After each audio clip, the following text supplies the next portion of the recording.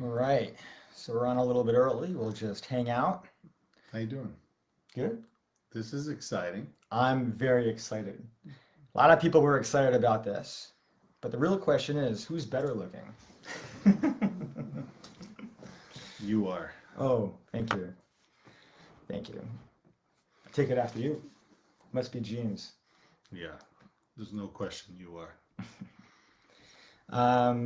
So again, guys, when you come on, please just share where you're watching from, um, what you're excited about. And again, this is our community, so a lot of people are coming on right here. So welcome. Thank you for inviting me. Yeah, I'm excited. So we'll start in about 2 minutes. Megan, nice to see you. So what qualified me for this interview? Well, I think it's because you're my dad. Maybe. Yes. Yeah. Did you think you had a tough go at it being a son? I mean, as the oldest, all of the everything is tried on first with me, but it was yeah, this is gonna be good. What do you think? About about you? Yeah? You think it was a tough go? It was it was it was a tough go. There's no doubt about it. There's no doubt about it. But it was the most amazing go. And if I'm done, let me know. All right. So the real question is, for those of you that watched my mom earlier, who do I look more like? That is the question of the night. I'm so curious. Hi, Joe. Nice to see you. Hello, everybody. All right. It's 8 o'clock. You know what that means. It's time for our interview that I have been looking forward to so much. Me too. And guys, thank you for joining us. A lot of great feedback about tonight. And I hope that this can help provide some insight, share some real stories. But most importantly, we're just going to get real. We're just going to. Hey, it's about being a dad. And then it's about being a dad. And no matter what fate you face as a dad, you've got to be able to handle it. And because it's going to come at you. And realizing that moment when your son learns differently or is different or whatever that is, that was that was that moment that things changed, but in the most beautiful way. Yeah. Yeah. Well, I'll be taking notes too because I'm not a dad yet. So, so why don't we get started? So let's just jump into it. Tell me about let's go back to the beginning. Well, I was thinking so much about how to do this. Like, what is it that you all want to hear? Are you, when it comes to being a dad and being, a father to someone who learns differently? I guess the most important thing to think about first is that I remember what it was like at the beginning when you came into this world. Remind me, please. I don't know what it was like if there's like a male postpartum thing, where I just couldn't stop crying.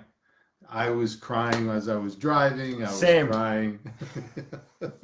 I was crying constantly. I was listening to dad songs. There was this song that my father told me to listen to, and What I is was it? like, it was from this play called Roth. The name of the play was Rothschilds, and it was all about sons, and it was such a cool song, and so I would listen to that in the car and cry. But let's get beyond the cry part. What we did before you even knew it, I used to watch. You used to relax and sleep and chill to one particular movie, and I know everybody's got that special thing that got their son to sleep or their kids to sleep. But for you, it was The Lion King. It'll always have a place in my Do you heart. know how many times we watched The Lion King? I mean, I want you to know that I went to the Broadway play, which was incredible, and I think I knew the lines better than they knew the lines. I know the lines of The Lion King Oh, it is quoted constantly. in our home, and let me tell you, so at the beginning, back then, when you were little, you know, when he held up Simba like that. I used to do that with you with the Oh, TV. that was I will never forget that moment. That was Well, when that movie first started yeah, in the theater. yeah, that's what I used to do. And those memories of being, you know, just holding you up like that, and of course, when you were looking at the TV and I was holding you up, I was crying. So first of all, you got to be willing to let it all go as a dad. There's a Oh lot of yeah. emotion, but you know, I didn't like take any lessons. There was no book on being a dad. I just thought it was about like being there, being present, uh, sort of being fun or funny. And I had to work really hard during the day, and that was pretty much what it was. But um, I also have this memory about being a son. And I think that was the very essence of the foundation. And I don't know what I had. And, you know, it's funny because as parents, we all sort of look back and it's like, hey, did I have ADHD or was I that? Let me tell you, if I was today, I would have been diagnosed with all kinds of things. I think they would have had to come up with some new things for me at the time. But my mom, your grandma, was the most amazing. And for me, it was all about her. Like, I had significant challenges in school. And third grade on, it was really the stories. You've heard a couple of them along the way. There are It definitely was a big challenge. So, but when it came to learning, my mother never gave up. She worked during the day, came home, sat with me, and it was so hard for me to understand and learn, especially math, and especially writing, and a lot about reading. I think I had a challenge across the board, but she never gave up. Sat there while I threw tantrums, while I couldn't understand, and never left. Never left my side. And her number one priority as I was growing up had less to do with the information and more to do with my self-esteem. Wow. And that she kept telling me, you are great. You can do this. You're amazing. You're incredible. And showering me with that self-esteem. And I think at some point, I bought into it and I believed it. And it sort of helped because, you know, we're not perfect people. None of us are. And as a child, I certainly had my struggles. But if you could believe in yourself a little bit, then you can go a long way. And at some point, I think that really mattered. So when you were growing up, and obviously we'll get to the point where we talk about where those challenges started to show up, all I could think about was how to impart upon you self-confidence, self-esteem, self-worth. Now, did Peepa, who is my grandfather, we call it Mima and Peepa is what I call my grandparents. If any of you guys are watching that call them similar, please comment below. You can call him Peepa King. Yeah, I think he wanted us to call him when I was first born Grandfather Sir at some point. Yeah, that didn't last much. But so you were talking about Mima, grandma, and how she never gave up. She sat with you, she worked with you. But what about Peepa? What about Grandpa? What was his relationship like with you when you were struggling? Well, he was not there that way. That was not where he was spending his time. He was trying to build a business. He was super supportive of my mom, but that's not the role he played. I have so many memories of being with him, of him doing various things with me, whether it would be sports or whether it would be taking me to religious school or different things where we spent a lot of time together. But when it came to the learning, no, that was not his role. So, you know, interestingly, that wasn't something I took from him into my parenthood. And, you know, maybe that was a sign of the times, but I do think that dads today, dads that I talk to, and I really do believe and feel that it's very hard for dads to find themselves in that role. And I'll explain, because for you, when we got to a point in school, there was a ton of work that mom did for you, and then I came in at certain points, and we developed this relationship when it came to working with you about being on, being off, because you can't, it's very hard to be on all the time. But, for me, now I do think for dads, and maybe the dads out there, or the moms who, the women who have husbands or whoever, when you think about it, being a parent was not innate for me. I just thought it was, it was like I said, it was like showing up. It was like being there. And my weekends, being... Were you a young parent? 27? Is that young? It's 2 years older than me. Yeah, that's young. Pretty young. And when it came to being a parent, and as those weekends started to get hijacked by you little kids, and I realized more and more that I couldn't do the things that I wanted to do, it really frustrated me. So as a parent and as a husband, those weekends became very stressful. And there was a time early on when all the kids were, we had too many, you had to divide and conquer, where in the morning you had to go to like multiple places and you were running your kids around. And I remembered I was like angry for many weekends in a row. And I remember, your mom, my wife, Lauren, said, she pulled me aside and she's like, "What is wrong with you? Why are you so miserable?" I was like, "What do you mean?" But the reality is I had that moment when I wanted to have a selfish life. And being a parent, you have to give of yourself. And when you realize that, and I was realizing, like, wait a minute, I can't expect to do these things during the weekends, like be for myself. I needed to give of myself and be that parent. And from that point on, I changed my mindset. Was it easy, or was there resistance, or how was that impacting you and mom? Well, at the beginning, until I realized that I had to change my mindset, yeah, I wasn't the greatest or most fun to be around, because I was sort of annoyed that I had to run here and run here and run there and go do that and be here and be there. But again, as a parent, once I realized, and I was so committed to being that kind of dad, that's when it allowed me to open myself up for when things got tough. Because it's one thing when things are sort of okay, or when you've got that normal challenge about being a parent.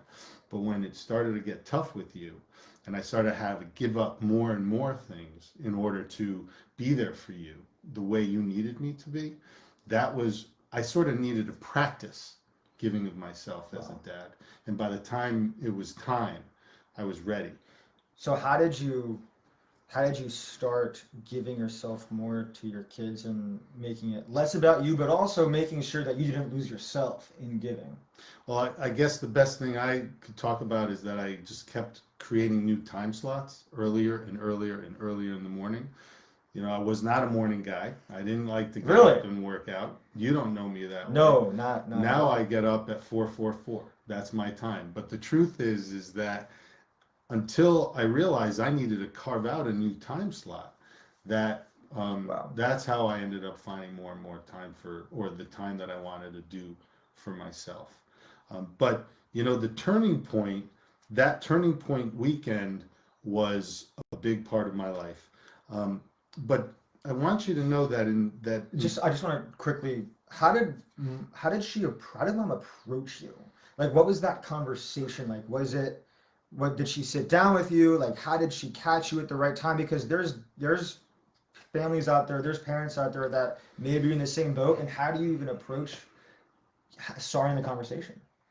God, I don't remember the actual words, but I do remember that she disarmed me, because it wasn't about fighting. Right. It was like, you're upset. I see that you're upset. Right.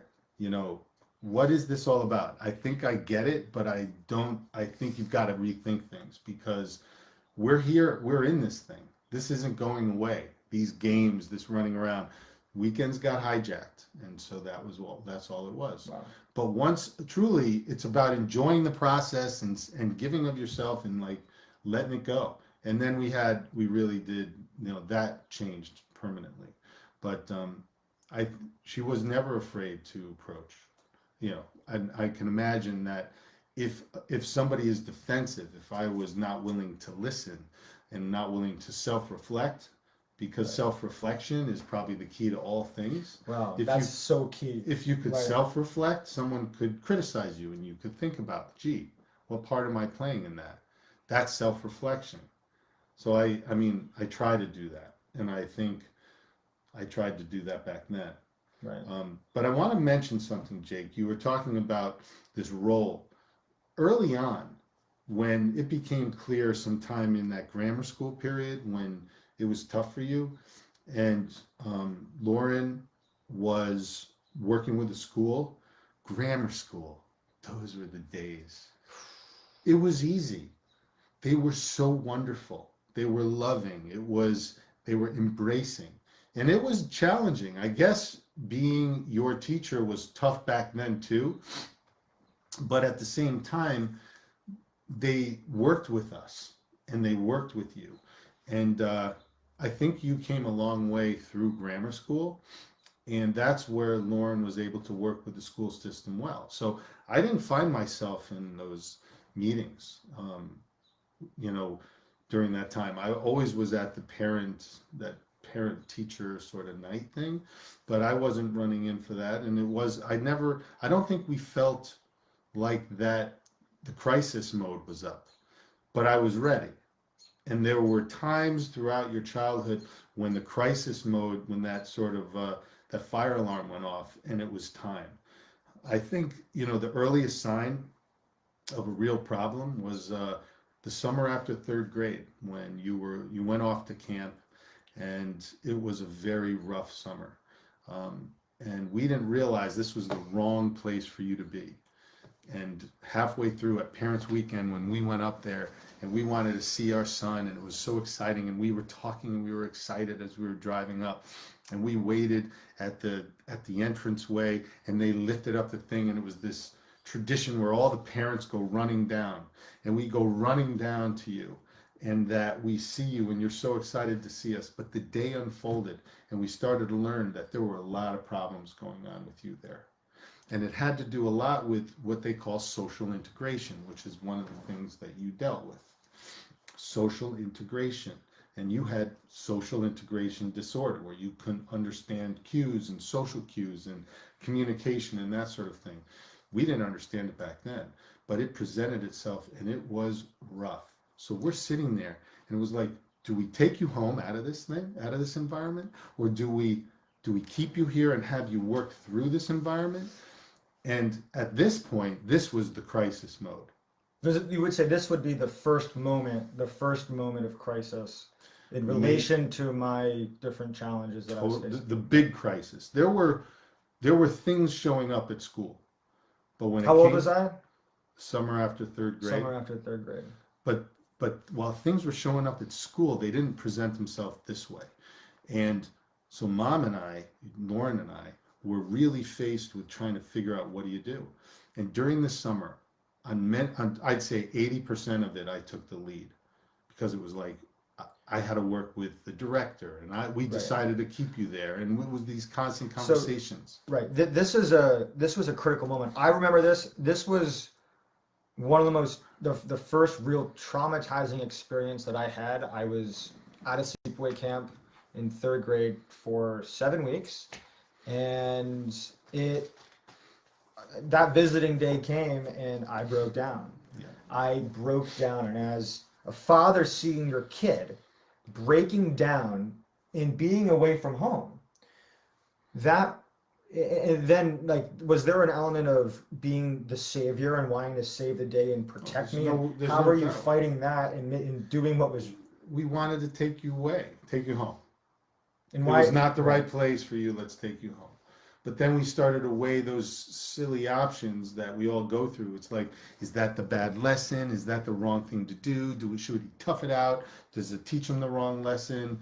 And we decided to keep you there and work with the camp so that the rest of the summer was not as tough. But the point is, during that summer, there were days when I was losing it and Lauren would step in. And there was a lot of this time she couldn't deal with that situation. And I led that. So how did you and Mom work through that? We talked about that. I can't deal with this. You got this. You handle this. I need your help. One of us would say that to the other one. direct, and that's how we dealt with that. But I want to move to this big. Right. And I just want to quickly pause. Guys, if you have questions, please ask below and I will take a note of it and answer it as we go on. So great to see everyone. Wow, look at this. Is this good? Are we doing the right stuff? Is I think this we're doing the right stuff. Throw some like loves and hearts letting me know that this is good so far. I don't You're know. doing great, Dad. You're doing great. You're doing great. Okay. Okay. Well, I think the biggest moment came from the school perspective was that transition. And I think when kids who struggle, when they go from look the hearts. Everyone's coming in. Woo! Showing the love, Facebook. So when the transition to sixth grade, going from that grammar school to middle school, this was where things got crazy. And in a short period of time, that transition became really the most dangerous thing for Jacob. And from the outside looking in, you weren't quite sure what you were seeing, but the fear, anxiety, and stress was building up so dramatically that by the time a week before Christmas break came, so it was in December, you locked yourself in the bathroom in our house and wouldn't come out. You're like, I'm not going.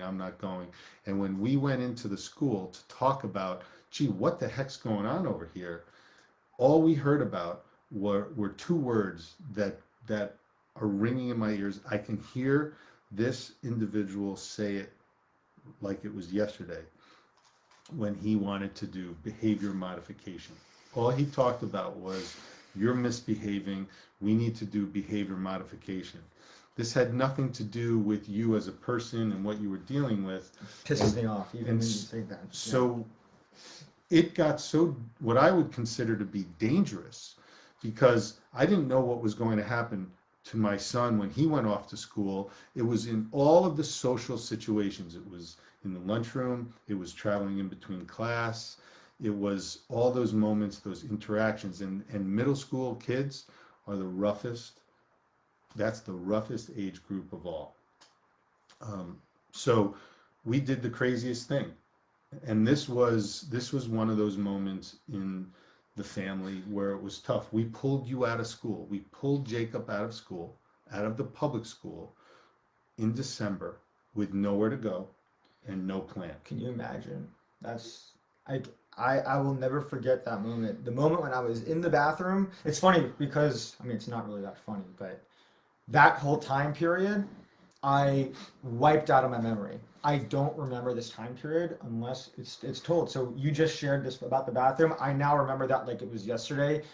And it's painful to remember. It's painful to think about. And I remember not wanting to leave. And it's making me emotional just talking about it. Because can you imagine just being a kid? All you want to do is just have fun and you're so smart. Your favorite class is art and you love playing the trumpet, and the school keeps labeling you a behavior problem. They don't want to move. They don't want to change. And for a kid that is, look, like everyone learns differently. And the way I learned wasn't fitting in well with the way the school operated. And I got punished for that by the school. And this is something that's happening all over the place, and this is why this is important. This moment right here, the moment of what do we do? What do we do? But I would like to say to whoever watches this or whoever's listening to this, that I'm not telling you this was the right move and that this is for everybody. This was not for everybody. This was a decision that we made. I do think that there's this big question of fighting or not fighting with the system. And that is an extremely, it's probably one of the toughest debates to have. And I believe in fighting. The question is, when do you fight and where do you fight? I believe in getting the most out of the system. But I also believe in knowing that you've got to do what's right at all times for your child. And it doesn't matter. But you can constantly fight for what you need. The system, if the system is wrong, fight. But at the same time, at all times, the most important of all is the decision for your child. If my son was, if it was more dangerous for him to go to school than not to go to school, I'm not doing it. That was not happening. We called every school around, and not one school was available to you. They were all closed. There was no space anywhere except one school. And it just so happens that I was coaching the basketball team in an Orthodox Jewish day school, 30 minutes away from our house, near where I worked. And I knew them well. I was the head coach of the basketball team. And it was going there, and the rabbi there, who was the headmaster, he was like, before I finished my sentence, he was saying, yes. Now, Jacob, you went to this school, and this school, half the day was in English and half the day was in Hebrew. It was definitely not traditional. You did not speak a word of Hebrew. Nope, not at all. It had nothing to do with that. See, this whole decision about what to do had to do with, number one, eliminating fear, anxiety, and stress. Eliminate. Had to be gone. And number two, build up your self-esteem. You needed to be loved.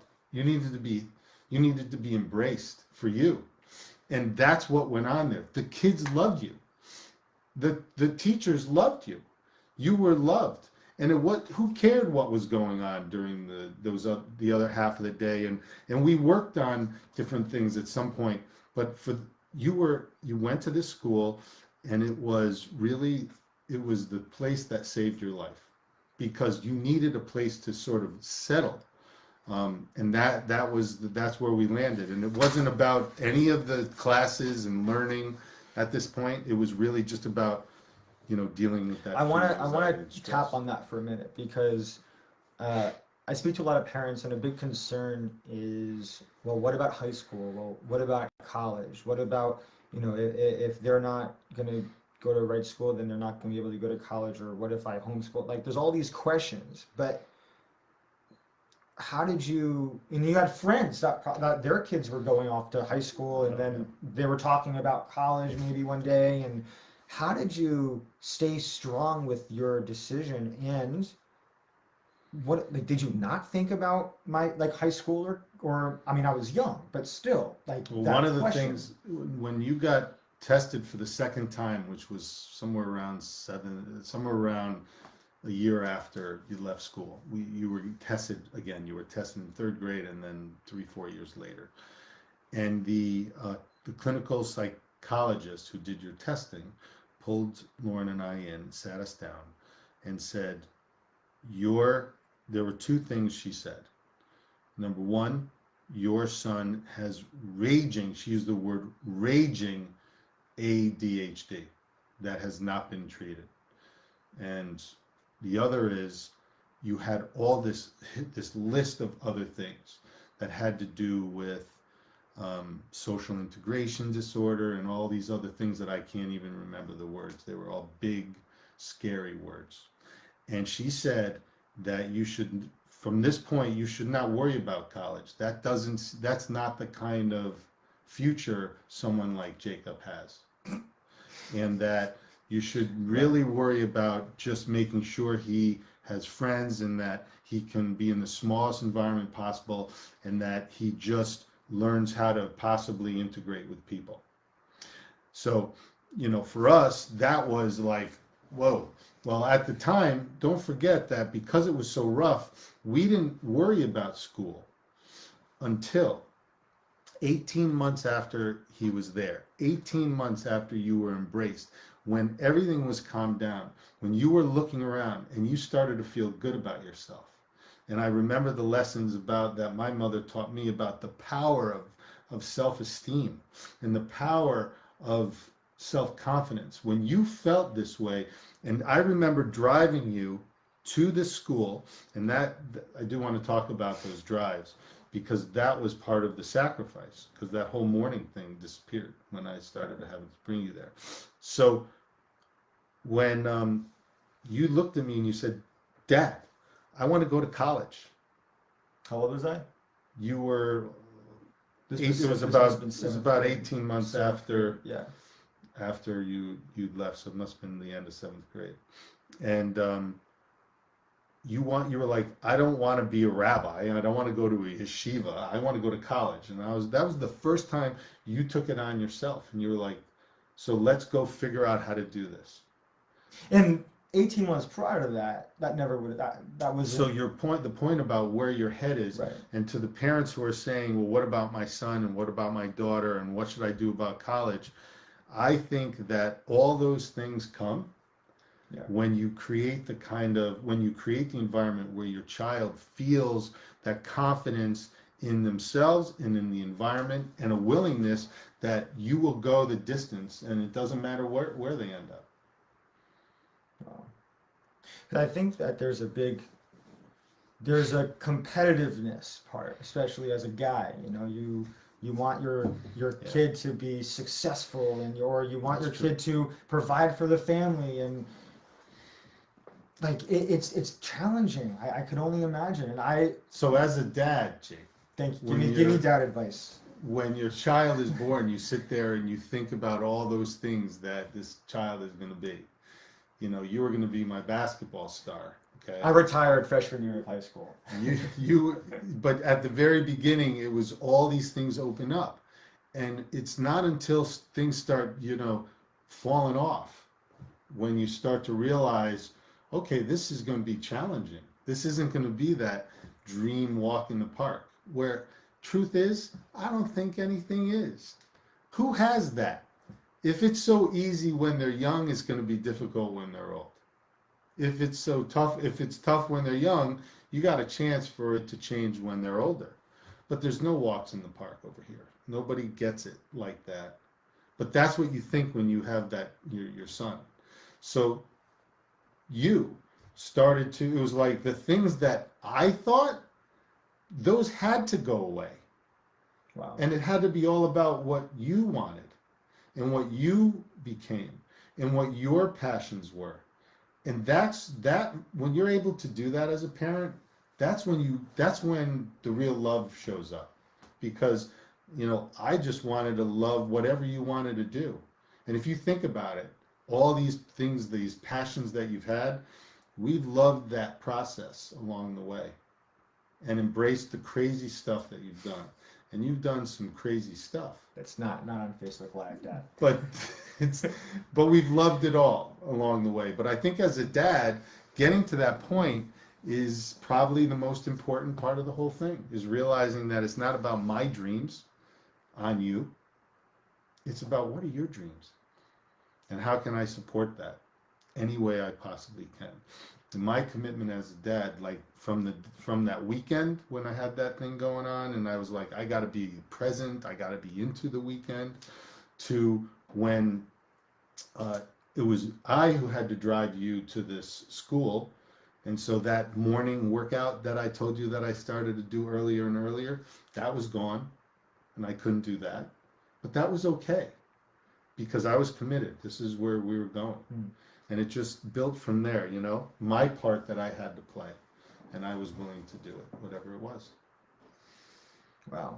It's to hear this, I appreciate you just sharing this, because it paints a whole perspective on what it means to parent a child with learning difference, and the different emotional challenges that you got to face on the sacrifice. But sacrifice, like you're what for your own child, or it's a matter of adjusting. It's adjusting because I was able to get the things done in my life for me that I needed to get done. Right. I just had to come up with a different schedule. Right. Can we actually talk about that for a second? Like, what would you suggest for the dads watching this? How to... Hi, dads. Hi, dads. Yes. What's an example of a way you were able to keep the most of what you consider to be your, just yourself during the times of parenting me, and how did that shift over time? Like, what's an example of? Well, let's just be, you want to talk about being real. Um, my life, if you go back over the last 25 years with you, it's not like a straight line that's been this great sort of trajectory all the time. I've had real downs that have nothing to do with you.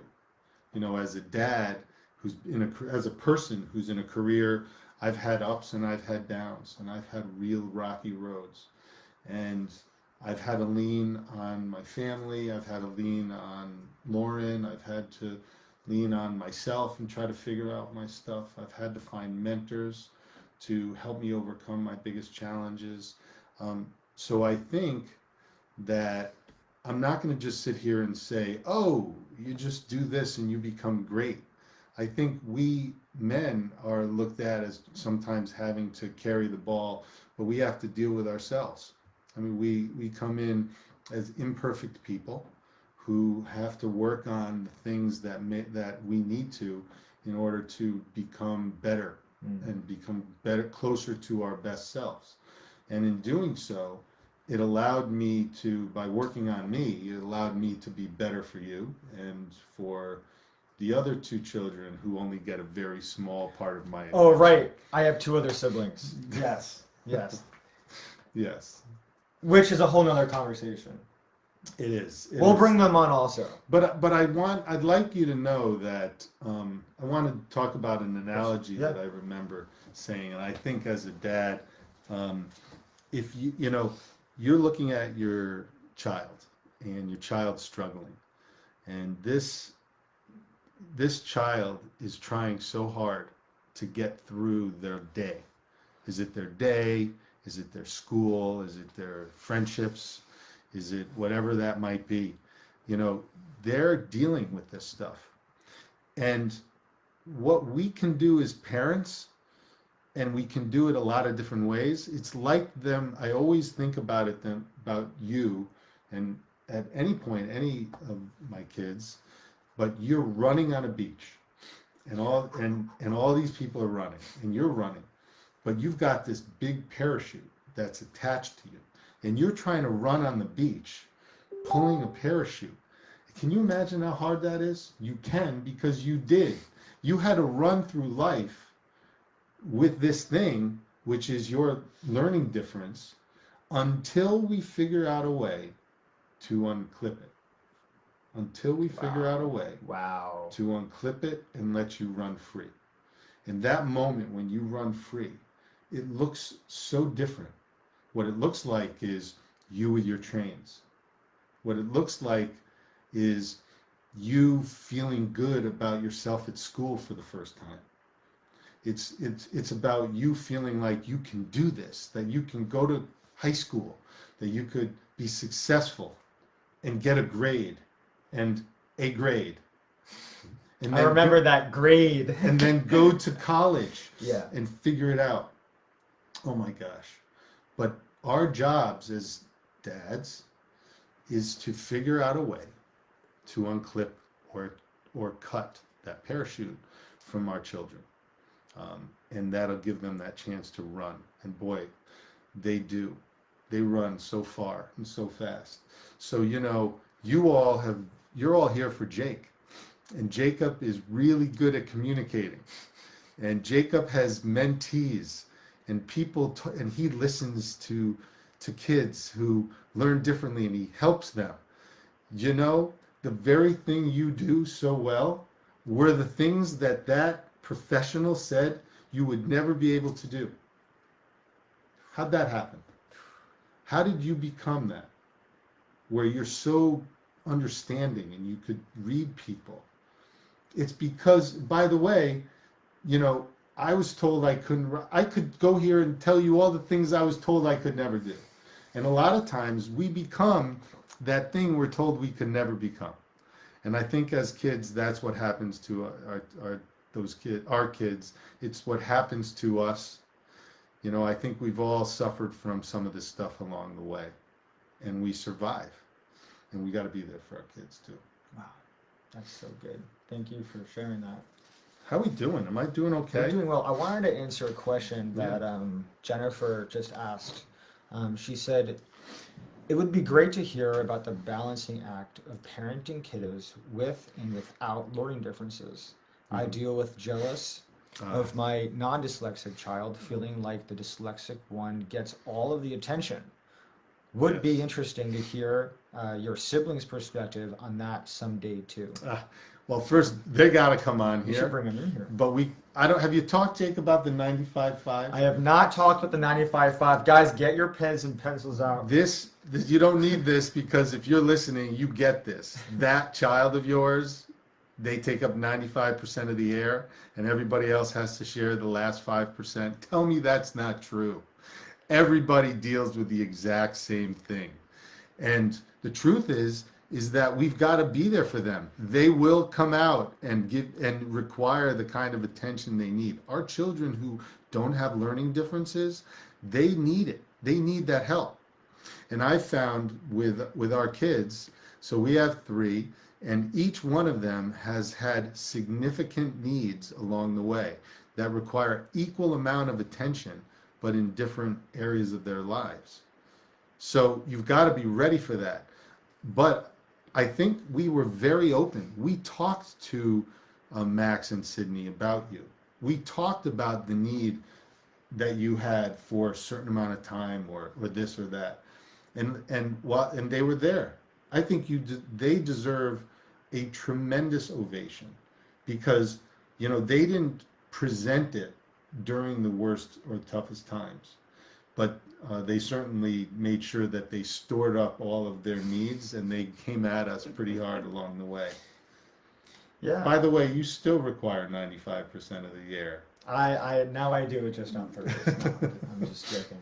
But I love that question. That's a good question. I love that question, Jennifer, because that is a real thing about sibling jealousy and giving more attention to a child, or giving too much responsibility to a younger sibling or older one, and they are now taking on more adult roles. Yeah, that's tough, and I don't know how you prevent that, because the family dynamic all over the place is different, and sometimes a sibling has to be a different type of role in the family than they deserve, and that's rough. That's real. And I don't know how to handle that, other than that the philosophy that Lauren and I always had was just talk. Yeah. Talk. Don't stop talking. Make sure you're there. Yeah, communication is so important. What do we have? Anything good here? Any good questions? I'm watching, guys. If you have any questions, feel free to let them out over here.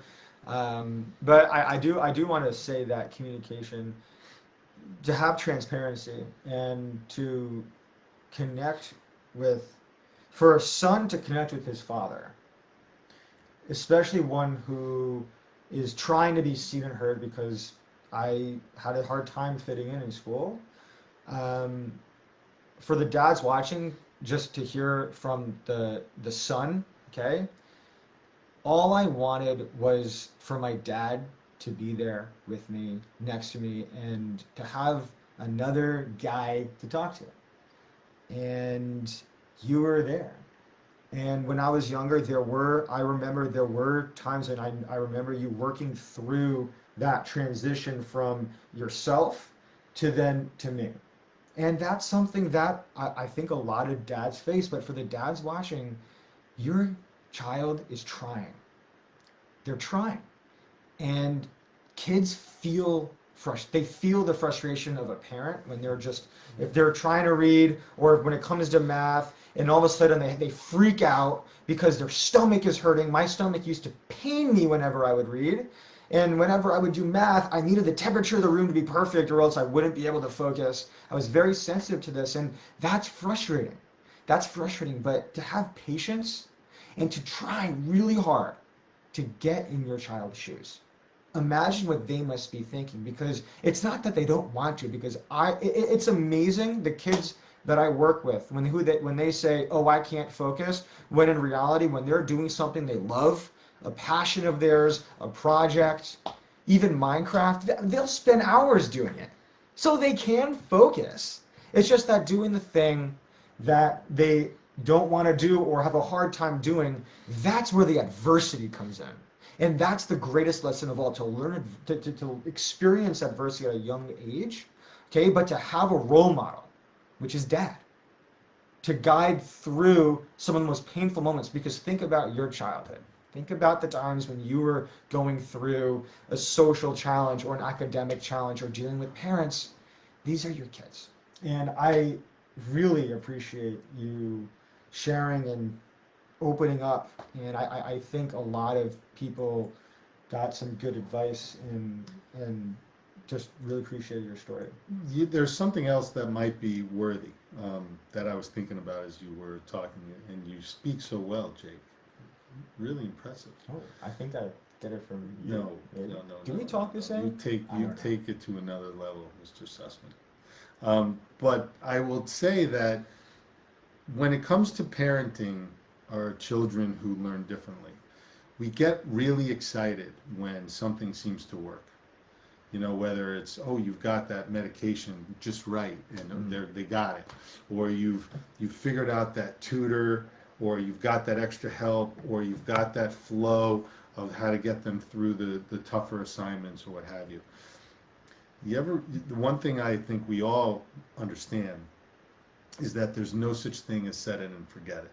When you get it right, you know, you gotta really thank God for those days, weeks, or months that it seems to be working. Yeah. Because inevitably it changes and it gets tough again.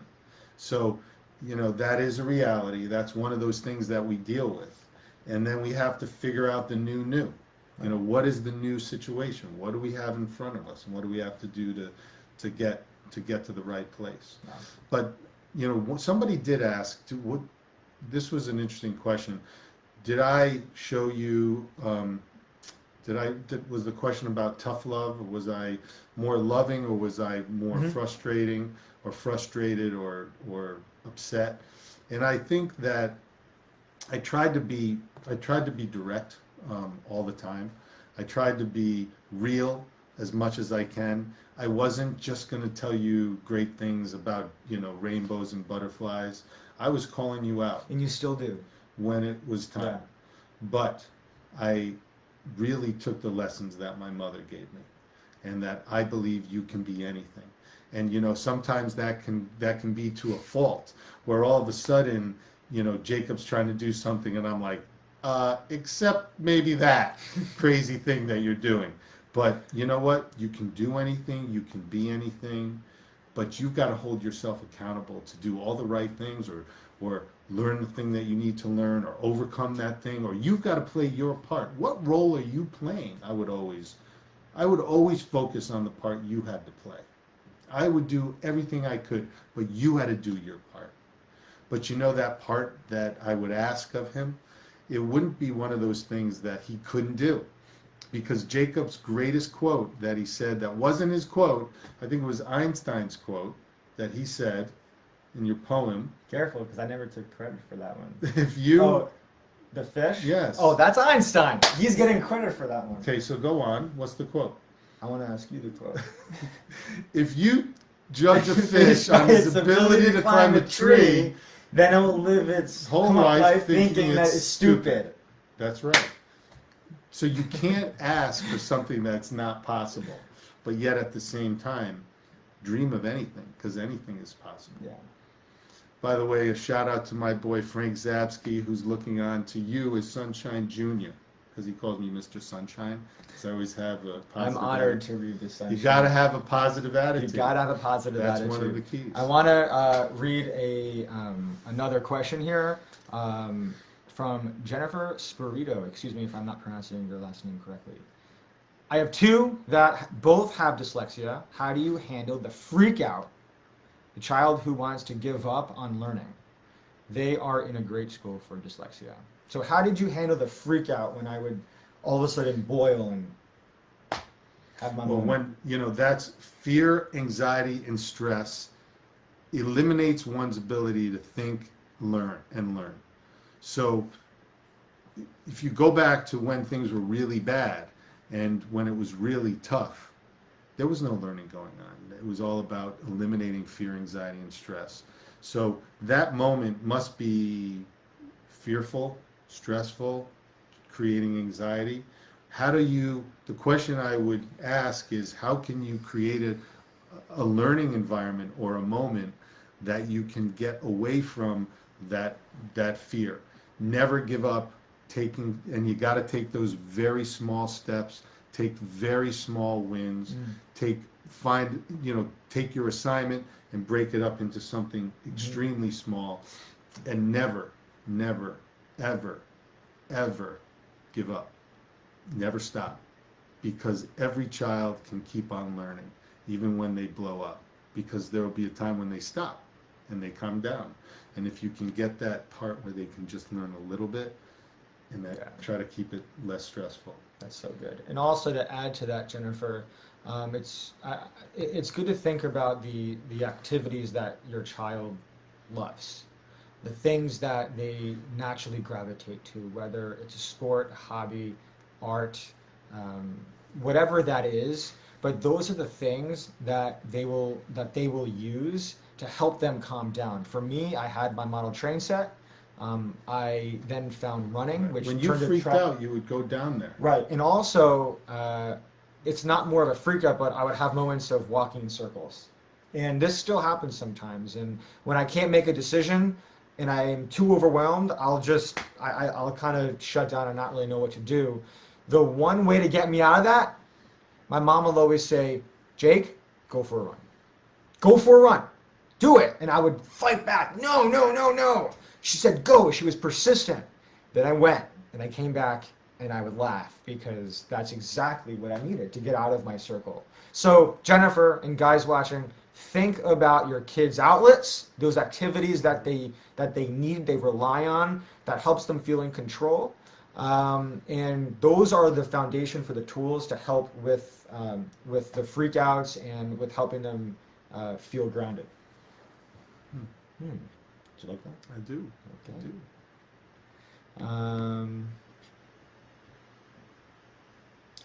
Okay. Alexa asked, what are some tips you can share about speaking to educators or principals to support Jake?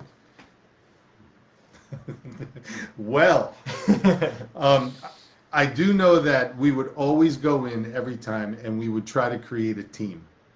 We would always try to create a team. Yes. And obviously this sounds easier than it is in many times, but while you want to go in and fight, you always need to go in and try to create that partnership.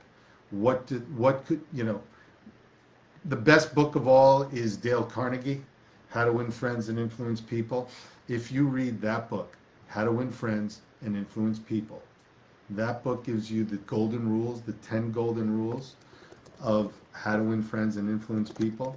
If you know those rules about using people's names, about giving them compliments, or showing gratitude or true appreciation, and different elements about a conversation, you can definitely overcome that obstacle of sort of that adversarial situation. And I would say trying to go down that road, have that strategy, and don't go in fighting. Going in fighting, you're not going to, that you might as well forget making progress. You're already at war at that point.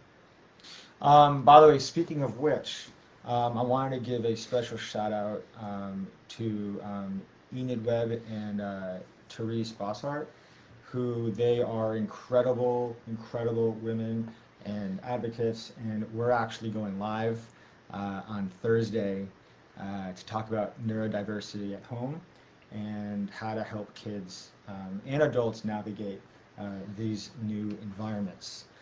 So really excited for that. They don't make Facebook for people who can't see things. It's like these little... I know, I'm squinting. like, what is I that over can't there? really see. I know. You should be able to. It's my eyes that can. I got your eyes, I think. Yeah, okay. All right, I think that's pretty much, we can... Do you think we can wrap it up? I think we can start wrapping it up. Okay, well, I mean, if you were to... How would you conclude this one? and then I'll end, or you can end, but I'd like to say You one want to more end? thing. No, You I want- can't take you- you. uh, This is your want- show, man. Go ahead. Thanks for giving yourself and allowing me to have the floor. That was good. I see it. See that? I like that. I want to say how valuable it is to hear a dad share this story. And yes, you're my father. But more importantly, so many dads around the world have the same challenges that you went through. And you are a role model. And it's not that dads can't do it, and it's not that you're a failure if you fit into any of these categories. That's important. You're not a failure. But I think one of the biggest takeaways you talked about was to self-reflect. Yeah. Just to look yourself in the mirror and to say, am I showing up the way I want to? The way my dad would want me to show up. That's a good And point. I admire you, and I strive to be a dad like you one day. And I really hope that those watching were able to get some tips and to know that your journey, it's not a lonely journey. You're not alone on this. So many people, so many families are going through the same challenges as you. And know that no matter what happens, you gotta have love. You gotta have love. You gotta love your kid for who they are, whatever that is. But to just accept that the path is gonna be different, but guess what? Define different. If all human beings have a brain and no one has the same mind, what is different? I don't like that word. I like neurodiverse though. Neurodiverse is cool. But different. No one's By definition, we're all different. We're all different. And that's good. I don't want to be the same. The same is that's boring. Normal's boring. That's not where change happens. You're not boring. I'm not boring. You're definitely not boring. Thank you. You're not boring either. You know, I was thinking, I'm just sitting here watching you, and I'm thinking about the folks that are watching, and you all have children or know people who have children who learn differently, and you say to yourself, you're in the dog days. You know, in baseball it's like August, and you still got a lot of the season left, and you're tired and it's hot, or whatever it is. You know, at the end of the day, your children are incredible. Mm. And your children are going to become adults. They're going to find themselves. They're going to find themselves because the path that you're struggling to forge ahead of them, that you are spending all your energy clearing ahead of them so that they can go. What's going to happen is, at some point, you're going to realize, and this has to do with parenting. This is like the sum of being a parent, especially parenting someone who learns differently. But I think with all of our kids, we first spend our time in front of them, clearing a path. How tough it is doesn't matter. We will clear anything. We will clear the forest, the thickest forest, the highest mountain, the tallest tree. There's nothing we won't clear. The rivers that can't be wide enough. There's a song about that. And let me tell you, we are up in front clearing. Say it, Dad! But then, at some point, and I could feel it because I remember when it was, that all of a sudden we're next to our child. We're walking that path with them. And they're saying, they're with you, and they're like, yeah, Dad, yeah, Mom, I need you here. I need you here. But yet, they're next to you. You're not in front of them. And then at some point, the most beautiful thing happens, the most beautiful thing of all, is that all of a sudden, they're in front. You're behind them. You're cheering them on while you're watching them go. And all you can do at that point is probably cry, like I did when I held him, you know. I'm getting emotional right during now. the movies or at the beginning when he was born. But that's what we want to do. We want to be able to go, we're spending all that energy, and it's painful right now, clearing that path. Then you're next to them, and you're saying, yeah, let's go, we got this, then all of a sudden they're running, and all you can do is cheer them on, go, go. And that's the part that's coming. It's all going to come. It's going to come for each and every one of you, for all of our children. And that we're not going to stop until it gets there. That's what being a parent is. It's like the scene after in Lion King when they sing when Simba leaves and Timon and Pumbaa start crying at the end. That's that scene I have right now. You feel like crying? A little bit. All right. See that? I told you it was going to get emotional, but that's what it's about. It's all good. That's what it's about. Thank you. Guys, give some love. Give us some love. This was awesome. Love to your kids, too. Oh, yeah. They're awesome. And if you guys have questions, or if you're curious about the mentorship program that I run for kids with learning differences around the world, please either reach out to me on Facebook, or you can visit my website at www.superpowerconsulting.com. Okay, I work with kids that help them build confidence around the way they learn through identifying different strengths and talents and working with them through different forms of adversity. Because you've done it. I've done it. Oh, yeah. Guys, thank you. You've been wonderful. Happy. Today's Monday. What's today? Today's Monday. I don't even know what. It's quarantine. I don't know what day it is. Okay, it doesn't even matter. Guys, you're wonderful. Okay? See you Thursday.